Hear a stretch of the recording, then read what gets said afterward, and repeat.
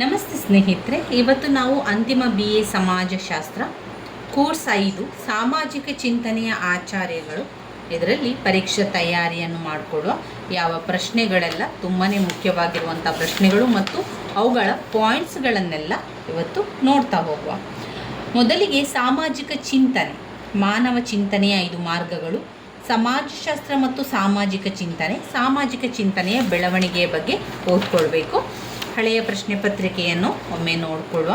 2024ರ ಹಳೆಯ ಪ್ರಶ್ನೆ ಪತ್ರಿಕೆ ಸಮಾಜಶಾಸ್ತ್ರ, ಅಂತಿಮ BA ಸಮಾಜಶಾಸ್ತ್ರ ಕೋರ್ಸ್ 5.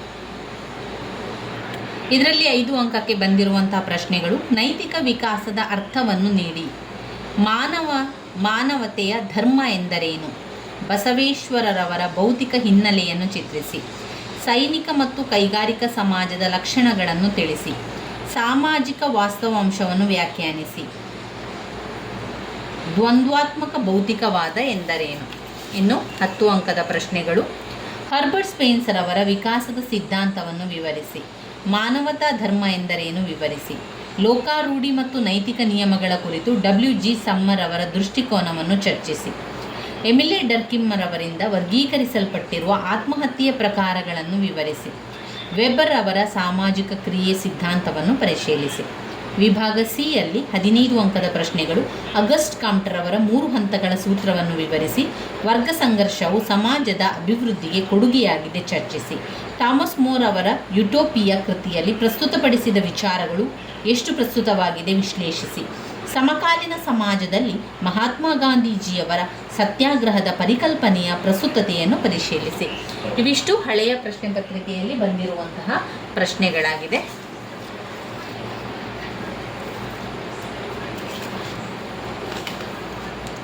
ಮೊದಲಿಗೆ ನಾವು ಸಾಮಾಜಿಕ ಚಿಂತನೆಯ ಲಕ್ಷಣಗಳು, ಗುಣಲಕ್ಷಣಗಳು ತುಂಬಾ ಮುಖ್ಯವಾಗಿರುವಂಥದ್ದು. ಸಾಮಾಜಿಕ ಚಿಂತನೆಯ ಅರ್ಥವನ್ನು, ವ್ಯಾಖ್ಯೆಗಳನ್ನು ನೋಡ್ಕೊಳ್ಬೇಕು. ಅದಾದ ಮೇಲೆ ನಾವು ಗುಣಲಕ್ಷಣಗಳನ್ನು ನೋಡ್ಕೊಳ್ಳೋ ಪಾಯಿಂಟ್ಸ್ಗಳನ್ನು ಹೇಳ್ತಾ ಹೋಗ್ತೇನೆ.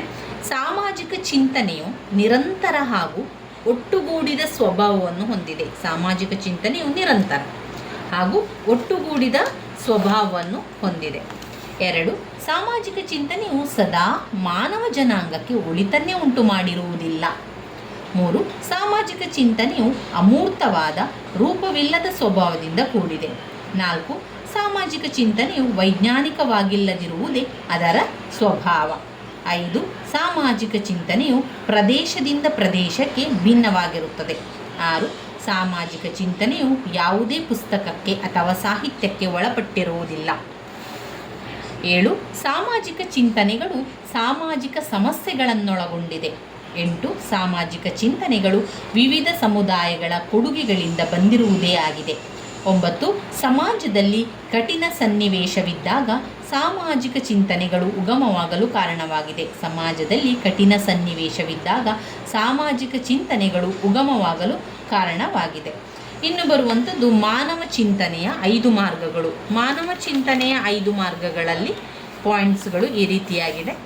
ಧಾರ್ಮಿಕ ಚಿಂತನೆ, ದಾರ್ಶನಿಕ ಚಿಂತನೆ, ಮನಃಶಾಸ್ತ್ರೀಯ ಚಿಂತನೆ, ಭೌತಿಕ ಚಿಂತನೆ, ಹಾಗೆಯೇ ಸಾಮಾಜಿಕ ಚಿಂತನೆ.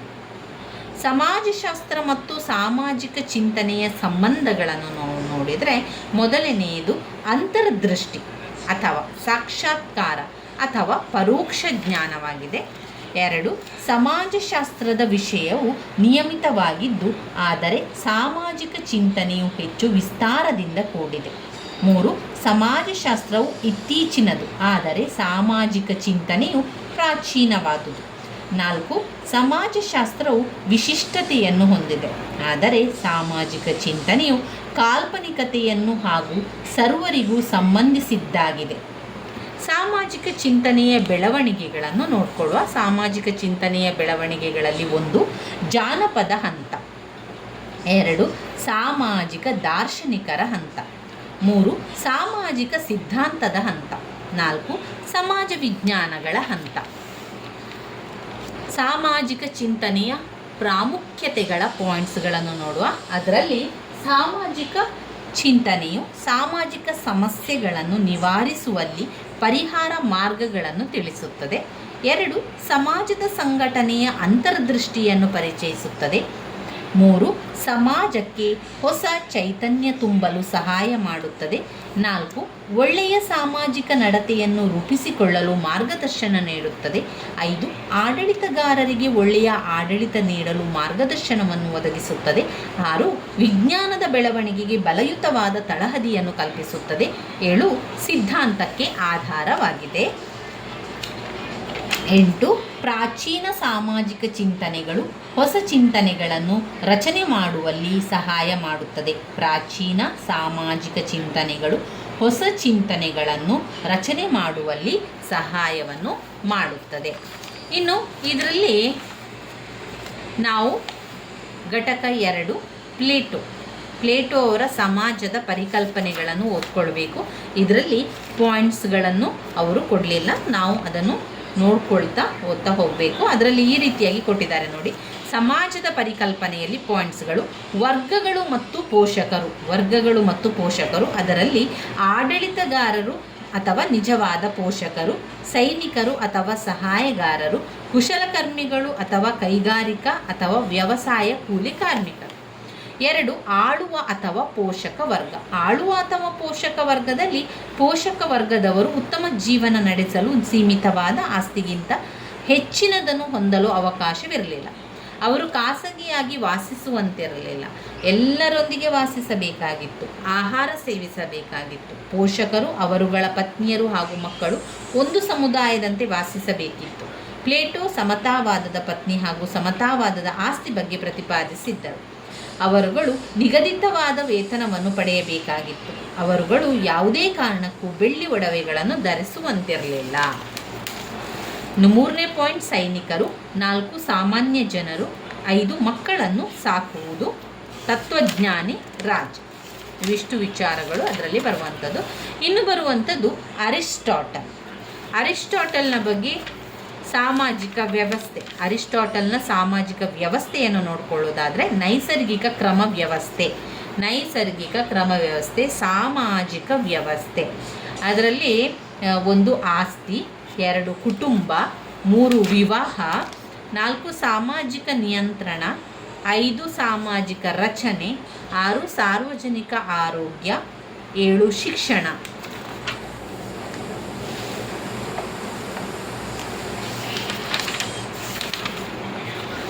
ಘಟಕ 4 ಥಾಮಸ್ ಹಬ್ಸ್ ಅವರ ಭೌತಿಕ ಹಿನ್ನೆಲೆಯ ಬಗ್ಗೆ ಓದ್ಕೊಳ್ಬೇಕು. 5 ಅಂಕಕ್ಕೆ ಕೇಳಿರುವಂತಹ ಪ್ರಶ್ನೆ.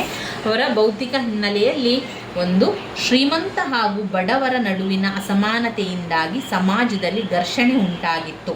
2 ಶ್ರೀಮಂತ ವ್ಯಾಪಾರಿಗಳು, ಭೂಮಾಲೀಕರ ಕುಟುಂಬಗಳು ವಿಲಾಸಿ ಜೀವನ ಮಾಡುತ್ತಿದ್ದು ಬಡವರು ತಾರತಮ್ಯ ಹಾಗೂ ಅವಮಾನಕ್ಕೊಳಪಟ್ಟಿದ್ದರು. 3 ಸಾಮಾಜಿಕ ಹಾಗೂ ರಾಜಕೀಯ ಸನ್ನಿವೇಶಗಳು ಕ್ಷೋಭೆಯನ್ನು ತಂದಿದ್ದವು. 4 ಸಂಸತ್ತು ಮತ್ತು ಚಕ್ರಾಧಿಪತ್ಯಗಳ ನಡುವಿನ ಅಧಿಕಾರ ನಿಯಂತ್ರಿಸುವಲ್ಲಿ ನಿರಂತರವಾದ ಘರ್ಷಣೆಗಳುಂಟಾಗಿದ್ದು.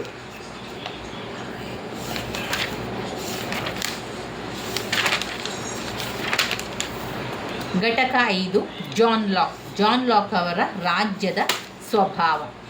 ರಾಜ್ಯದ ಸ್ವಭಾವದಲ್ಲಿ ನಾವು ಸ್ವಾಭಾವಿಕ ಹಕ್ಕುಗಳನ್ನು ನೋಡಿಕೊಳ್ಳುವ. ಅದರಲ್ಲಿ ಜೀವಿಸುವ ಹಕ್ಕು, ಸ್ವಾತಂತ್ರ್ಯದ ಹಕ್ಕು, ಆಸ್ತಿಯ ಸ್ವಾತಂತ್ರ್ಯ. ಇನ್ನು ಘಟಕ 6 ಜಾನ್ ಜಾಕ್ ರೂಸೋ ಅವರದು ಯಾವ ಪ್ರಶ್ನೆಗಳಿದೆ? ಇಲ್ಲಿ ಒಂದು ಸಾಮಾಜಿಕ ಅಂಶವಾಗಿ ಧರ್ಮ ಎನ್ನುವಂಥದ್ದಿದೆ.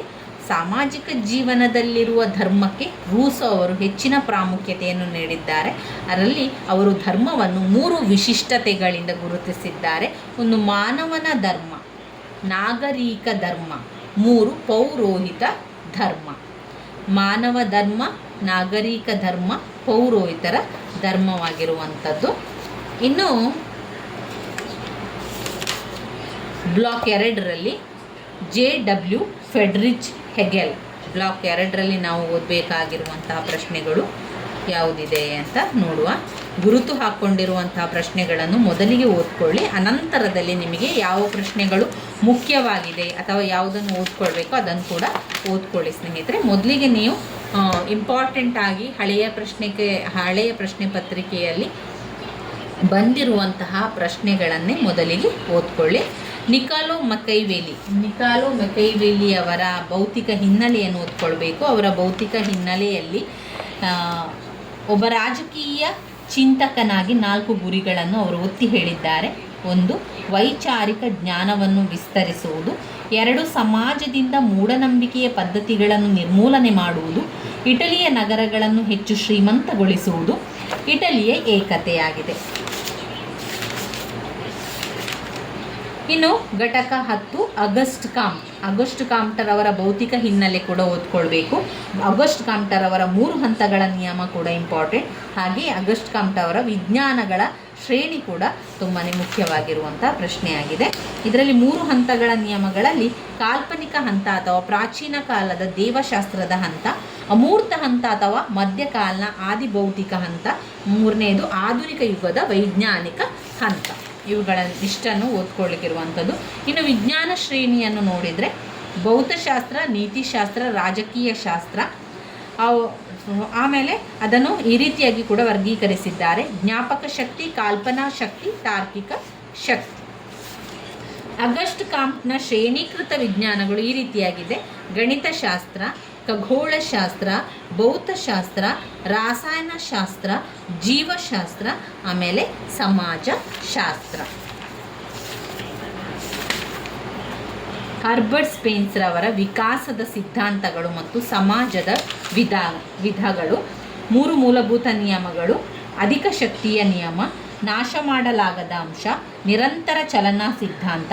4 ಮಾಧ್ಯಮದ ಅಂಶಗಳು: ಏಕರೂಪ ನಿಯಮ, ಪರಿವರ್ತನಾ ಕಾನೂನು ಹಾಗೂ ಸಮವಾದ ಶಕ್ತಿ, ಕಡಿಮೆ ಪ್ರತಿರೋಧದ ನಿಯಮ, ಹೆಚ್ಚು ಆಕರ್ಷಕತೆಗಳು ಹಾಗೂ ಚಲನೆಯ ದಿಕ್ಕನ್ನು ಬದಲಾಯಿಸುವ ನಿಯಮ.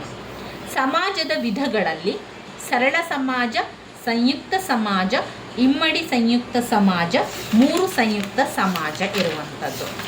ಇನ್ನು ನಾವು ಘಟಕ 12 ಎಮಿಲೆ ಡರ್ಕಿಮ್ನ ಬಗ್ಗೆ ತಿಳ್ಕೊಳ್ಳೋಣ.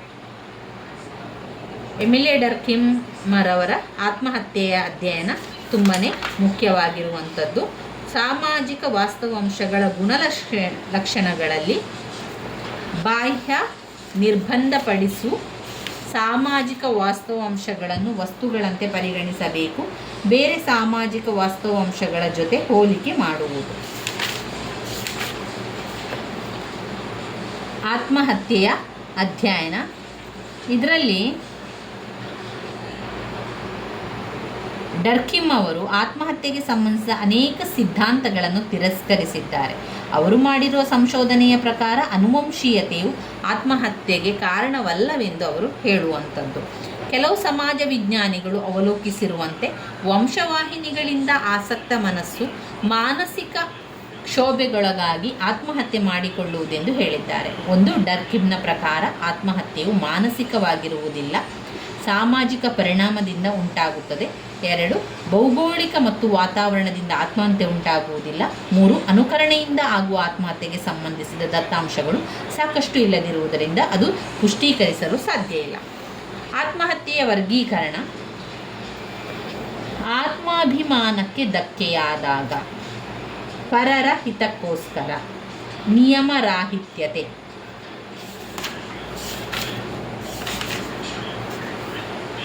ಬ್ಲಾಕ್ 3ರಲ್ಲಿ ಕಾರ್ಲ್ ಮಾರ್ಕ್ಸ್ ಅವರದ್ದು ವರ್ಗ ಸಂಬಂಧಗಳು ಮತ್ತು ವರ್ಗ ಹೋರಾಟ.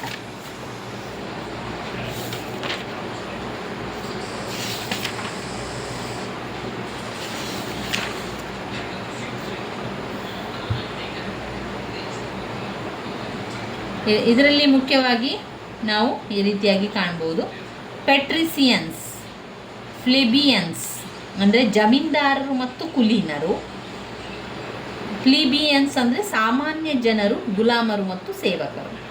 2, ಉಳಿಗಮಾನ್ಯ ಸಮಾಜ. 3, ಬಂಡವಾಳಶಾಹಿ ಸಮಾಜ, ಬಂಡವಾಳಗಾರರು ಮತ್ತು ಕಾರ್ಮಿಕರು. 4ನೇದು ಸಮತಾವಾದದ ಸಮಾಜ. ವರ್ಗ ಹೋರಾಟದ ಪ್ರಮುಖ ಅಂಶಗಳು: ಕಾರ್ಮಿಕರ ಅಭಿವೃದ್ಧಿ, ಆಸ್ತಿಯ ಪ್ರಾಮುಖ್ಯತೆ. 3. ಆರ್ಥಿಕ ಮತ್ತು ರಾಜಕೀಯ ಅಧಿಕಾರ ಮತ್ತು ದತ್ತಾಧಿಕಾರದ ಗುರುತು. 4. ವರ್ಗಗಳ ಧ್ರುವೀಕರಣ. 5. ಮಿನುಗುತಾ ಮೌಲ್ಯ ಸಿದ್ಧಾಂತ, ನಿರ್ಗತೀಕರಣ, ಅನ್ಯಕ್ರಾಂತ್ಯತೆ. 8. ವರ್ಗ ಐಕ್ಯತೆ ಮತ್ತು ವೈರತ್ವ. ಕ್ರಾಂತಿ, ಕಾರ್ಮಿಕರ ಸರ್ವಾಧಿಕಾರ, ಸಮತಾವಾದ ಸಮಾಜದ ಉದ್ಘಾಟನೆ.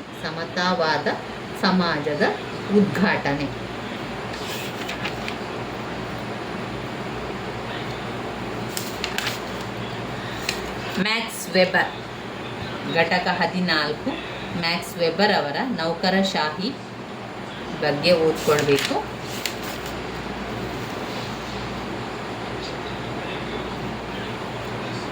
ಮ್ಯಾಕ್ಸ್ ವೆಬರ್ ಅವರ ಬಗ್ಗೆ ಇರುವಂಥ ಪಾಯಿಂಟ್ಸ್ಗಳು: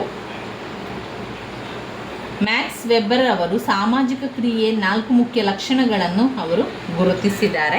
ಅವರ ಲಕ್ಷಣಗಳಲ್ಲಿ ಈ ರೀತಿಯಾಗಿದೆ: ಸಾಮಾಜಿಕ ಕ್ರಿಯೆಯು ವ್ಯಕ್ತಿಗಳ ಹಿಂದಿನ, ವರ್ತಮಾನದ ಅಥವಾ ನಿರೀಕ್ಷಿಸಲ್ಪಟ್ಟ ಭವಿಷ್ಯತ್ತಿನ ವರ್ತಮಾನ ಕ್ರಿಯೆಯಾಗಿದೆ. 2. ಪ್ರತಿಯೊಂದು ಕ್ರಿಯೆಯು ಸಾಮಾಜಿಕವಾಗಿರುವುದಿಲ್ಲ. 3.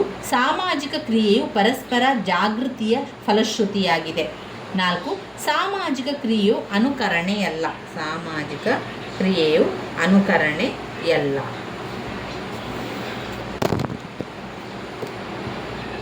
ಇದರಲ್ಲಿ 1 ಗುರಿನಿಷ್ಠ ಕ್ರಿಯೆ, ಮೌಲ್ಯನಿಷ್ಠ ಕ್ರಿಯೆ, ಭಾವನಾತ್ಮಕ ಕ್ರಿಯೆ, ಸಾಂಪ್ರದಾಯಿಕ ಕ್ರಿಯೆ.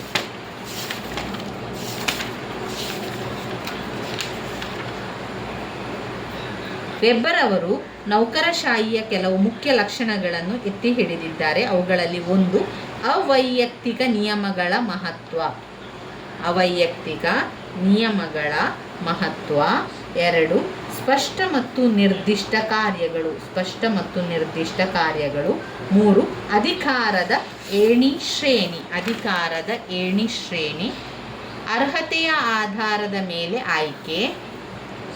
ಮಾಲೀಕರು ಮತ್ತು ಆಡಳಿತಾಧಿಕಾರಿಗಳ ಬೇರ್ಪಡಿಸುವಿಕೆ. ವೇತನ, ಭತ್ಯೆ ಮತ್ತು ನಿವೃತ್ತಿ ವೇತನ.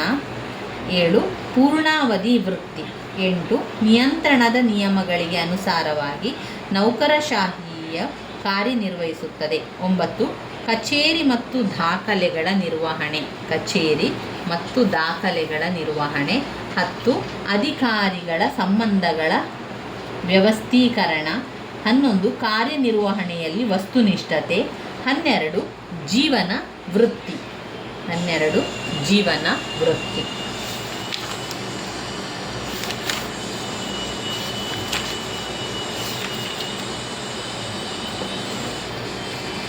ಇನ್ನು ಘಟಕ 15 WI ಥಾಮಸ್ ಅವರ ಮಾನವ ವ್ಯಕ್ತಿತ್ವದ ಬಗ್ಗೆ ತಿಳ್ಕೊಳ್ಬೇಕು.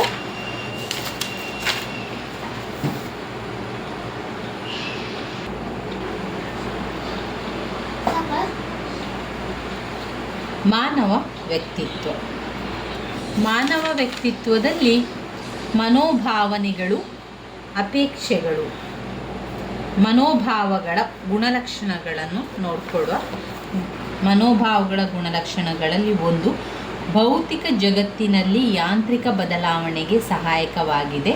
2 ಭಾಷೆ ಅಥವಾ ಭಾವಾಭಿನಯದ ಮೂಲಕ ಸಮಾಜದ ಇತರ ಸದಸ್ಯರ ಮನೋಭಾವನೆಯ ಮೇಲೆ ಪ್ರಭಾವ ಬೀರುವ ಪ್ರಯತ್ನವೆಂದು ಕರೆಯಬಹುದು.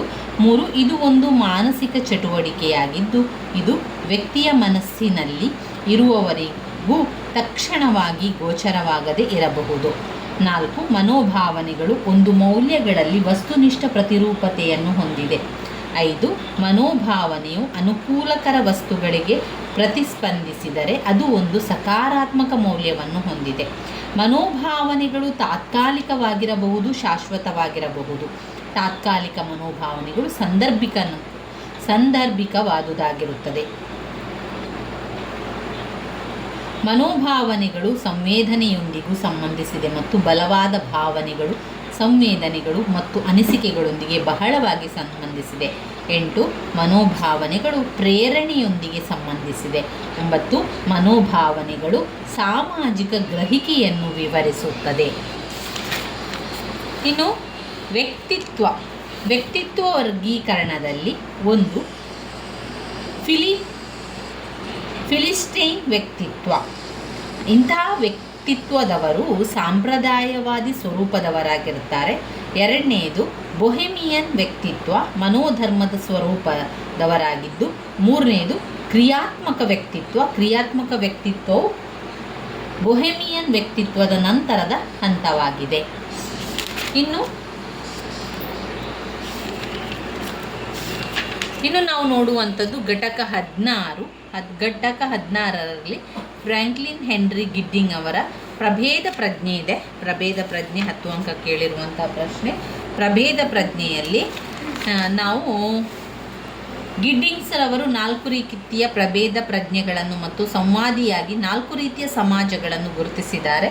ಅವುಗಳಲ್ಲಿ ಸಾಮಾಜಿಕವಲ್ಲದ 2 ಸಮಾಜ ವಿರೋಧಿ 3 ಮಿಥ್ಯಾ ಸಾಮಾಜಿಕ 4 ಸಾಮಾಜಿಕ ವರ್ಗ. ಇನ್ನು ಯಾವ ಪ್ರಶ್ನೆಗಳು ಬಂದಿದೆ? ಇನ್ನೂ ಬರುವಂಥದ್ದು ಘಟಕ 17 WG ಸಮ್ನರ್. ಇದರಲ್ಲಿ ಯಾವ ಪ್ರಶ್ನೆಗಳನ್ನು ಓದ್ಕೊಳ್ಳಿಕ್ಕಿದೆ, ಯಾವುದನ್ನು ಗುರುತನ್ನು ಹಾಕ್ಕೊಂಡಿದ್ದೇವೆ ಅದನ್ನು ನೋಡ್ಕೊಳ್ತಾ ಹೋಗುವ. ಇದರಲ್ಲಿ ಯಾವುದನ್ನು ಕೂಡ ನಾವು ಗುರುತನ್ನು ಹಾಕ್ಕೊಳ್ಳಿಲ್ಲ. ಇನ್ನು ಬರುವಂಥದ್ದು ಥಾಮಸ್ ಮೋರ್ ಅವರದಲ್ಲಿ ಯುಟೋಪಿಯಾ ಸಾಮಾಜಿಕ ವ್ಯವಸ್ಥೆ ಬಗ್ಗೆ ಪ್ರಶ್ನೆ ಬಂದಿದೆ. ಯುಟೋಪಿಯಾ ಸಾಮಾಜಿಕ ವ್ಯವಸ್ಥೆ, ಅದರಲ್ಲಿ ಯುಟೋಪಿಯಾದ ಸಮಾಜದ ಲಕ್ಷಣಗಳ ಸಾರಾಂಶ ಬಂದಿರುವಂಥದ್ದು. ಇದರಲ್ಲಿ 1 ಆರ್ಥಿಕ ಸಮಾನತೆ 2 ನಿರುದ್ಯೋಗ ಸಮಸ್ಯೆಯ ಅನುಪಸ್ಥಿತಿ 3 ಸಹಕಾರದ ಮಹತ್ವ 4 ಶೋಭಾಚಾರದ ಅನುಪಸ್ಥಿತಿ 5 ಶಿಕ್ಷಣದ ಬಗೆಗಳು 6 ಶಿಕ್ಷೆ 7 ಯುದ್ಧದ ಅನುಪಸ್ಥಿತಿ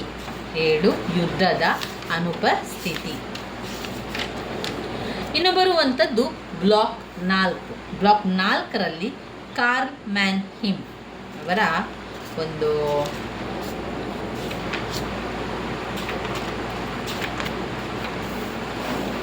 ಕಾರ್ಲ್ ಮ್ಯಾನ್ಹಿಮ್ನ ಜ್ಞಾನದ ವಿಧಿವತ್ತವಾದ ವಿಶ್ಲೇಷಣೆಗೆ ಅನುಕೂಲವಾಗುವಂತೆ ಸಮಾಜಶಾಸ್ತ್ರವನ್ನು 3 ಸ್ತರಗಳಾಗಿ ವಿಂಗಡಿಸಬಹುದು.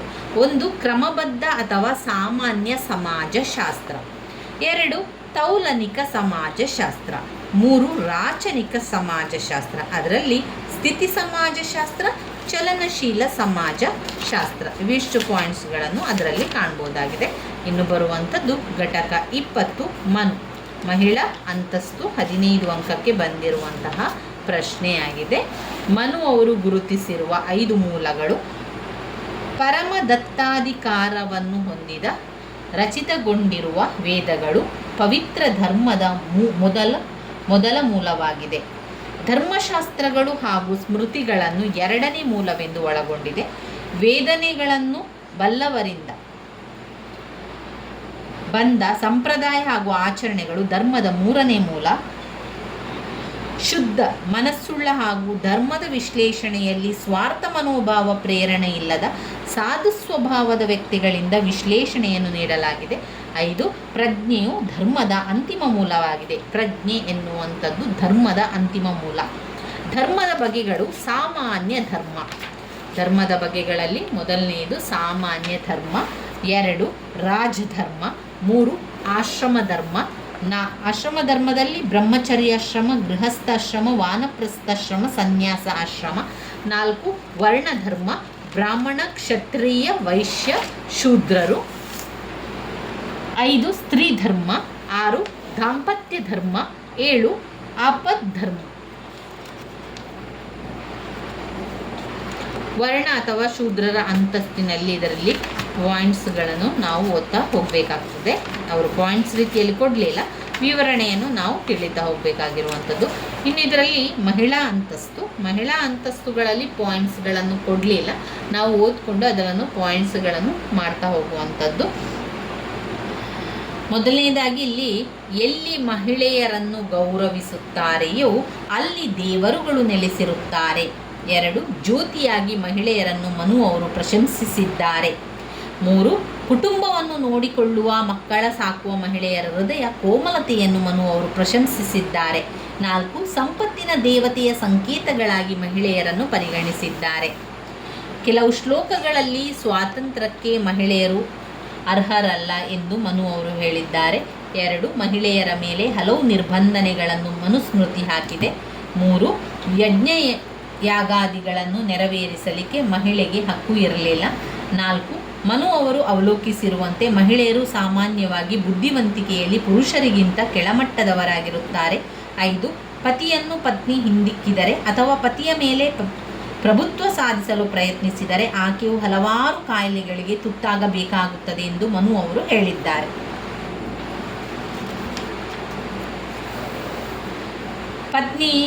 ಪತ್ನಿಯ ಕೇವಲ ತನ್ನ ಮನೆಯ ಯಜಮಾನಿ ಒಡತಿಯಾಗಿದ್ದು ತನ್ನ ಮನೆಯ 4 ಗೋಡೆಯ ಒಳಗಡೆ ಮಾತ್ರ ಪ್ರಭಾವವಿರುತ್ತದೆ. ಮಹಿಳೆಯರು ಸವಲತ್ತುಗಳನ್ನು ಹಾಗೂ ಅಂತಸ್ತುವಿನಿಂದ ವಂಚಿತರಾಗಿದ್ದಾರೆ. ಮಹಿಳೆಯರ ಬಗೆಗೆ ಅಸಂಬದ್ಧ ಉಲ್ಲೇಖನಗಳನ್ನು ಮನುಸ್ಮೃತಿ ನೀಡಿದೆ. ಇನ್ನು ಘಟಕ 21ರಲ್ಲಿ ಕೌಟಿಲ್ಯ.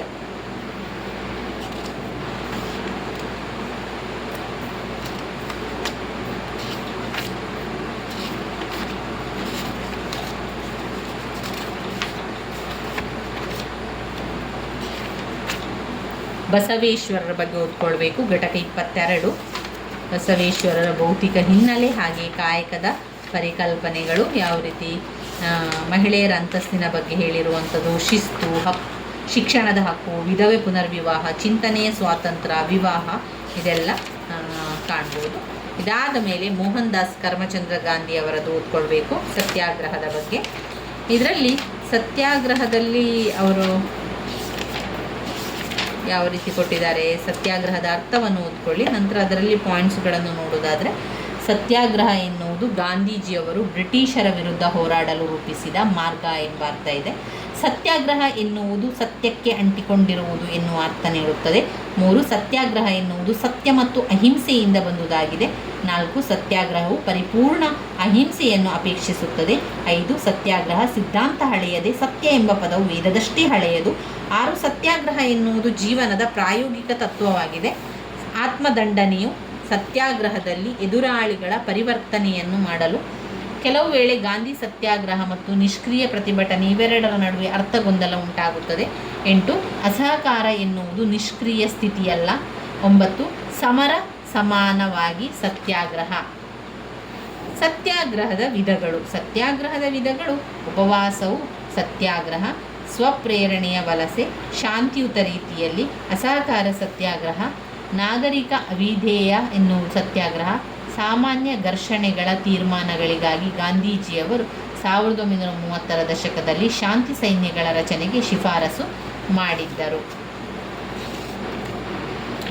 ಘಟಕ 24 ಡಾಕ್ಟರ್ BR ಅಂಬೇಡ್ಕರ್, ಜಾತಿ ಹಾಗೂ ಅಸ್ಪೃಶ್ಯತೆ, ಮಹಿಳೆಯರನ್ನು ಕುರಿತು ಅಭಿಪ್ರಾಯಗಳು, ಗ್ರಾಮಾಭಿವೃದ್ಧಿ.